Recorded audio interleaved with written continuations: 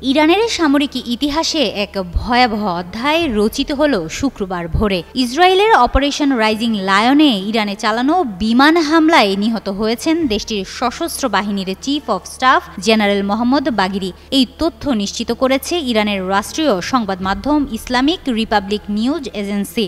আর এটা ওইটা না, কাপড় ধোয়ার একটাই সলিউশন, চাকা অল ইন ওয়ান।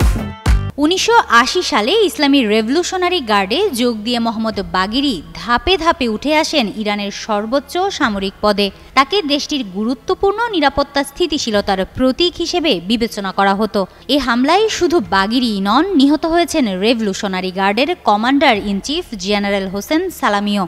ইসরায়েলের প্রতিরক্ষা মন্ত্রী ইয়োভ গ্যালেন্ট জানিয়েছেন, এটি ছিল একটি আগাম প্রতিরোধমূলক হামলা, যার মূল লক্ষ্য ছিল ইরানের পারমাণবিক কর্মসূচি, ব্যালিস্টিক ক্ষেপণাস্ত্র এবং সামরিক সক্ষমতা ধ্বংস করা। ইসরায়েলি সেনাবাহিনী নিশ্চিত করেছে ২ ডজনেরও বেশি জেট বিমানের সমন্বয়ে পরিচালিত এই অভিযান ছিল সম্পূর্ণ পূর্ব পরিকল্পিত এবং সুনির্দিষ্ট লক্ষ্যে পরিচালিত। এই হামলায় ইরানের সামরিক ও বৈজ্ঞানিক পরিকাঠামোর বড় অংশ ধ্বংস হয়েছে বলে ধারণা করা হচ্ছে।